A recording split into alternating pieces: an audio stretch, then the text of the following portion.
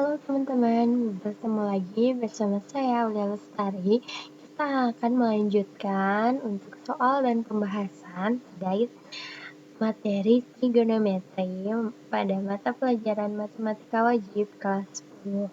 Nah, untuk kali ini kita juga akan membahas grafik fungsi trigonometri. Sebelumnya kita sudah membahas mengenai periode, serta kita sudah mengetahui apa rumus dari periode yang masih ingat. Nah, rumus dari periode itu adalah 360 derajat dibagi K atau 360 derajatnya itu kita misalkan dengan 2pi karena pi itu kan 180 derajat, tinggal dibagi K dengan apa yang sudah diketahui di soal. Nah, selanjutnya kita akan membahas soal terkait grafik fungsi trigonometri lainnya. Di sini ada pembahasan soal grafik fungsi trigonometri. Nilai maksimum fungsi Y sama dengan negatif 8 cos kurung buka X min 10 derajat kurung tutup adalah. Jadi di sini kita akan mencari nilai maksimum. Nah, untuk nilai maksimum kita harus mengetahui dulu ini menggunakan rumus fungsi apa. Nah, dari soal juga sudah kelihatan ya, kalau di sini menggunakan rumus fungsi kosinus nantinya, karena di soal juga isinya adalah min 8 cos. Berarti yang kita akan gunakan adalah rumus fungsi kosinus. Nah, teman-teman masih ingat rumus fungsi kosinus itu seperti apa? Ya, betul. Rumus fungsi kosinus itu Y sama dengan fx sama dengan A cos K kurung buka X plus minus B kurung tutup ditambah C.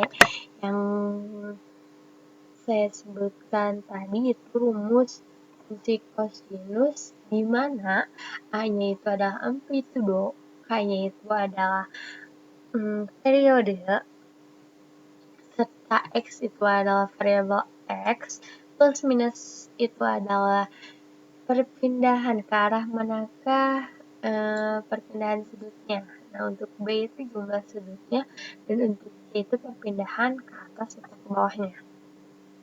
Nah, di sini untuk nilai maksimum tentunya mempunyai rumus tersendiri. Nah, untuk nilai maksimum sendiri itu rumusnya adalah nilai mutlak A ditambah C. Nah, sedangkan kita tahu tadi Y itu adalah min 8 cos kurung buka X negatif 10 derajat ya.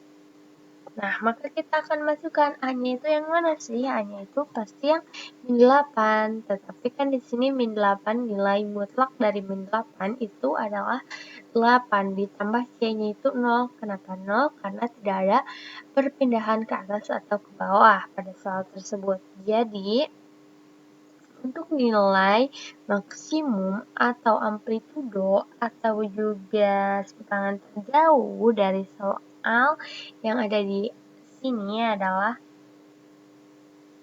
nilai mutlak dari min 8 ditambah 0 dengan 8. Jadi nilai maksimum dari soal tersebut adalah 8. Tentunya ada perbedaan antara nilai maksimum dan minimum.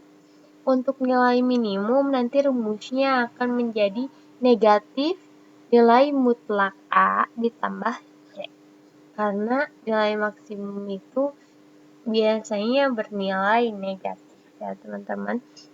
Kalau nilai maksimum itu berarti dari 0 ke atas, untuk nilai minimumnya dari 0 ke bawah.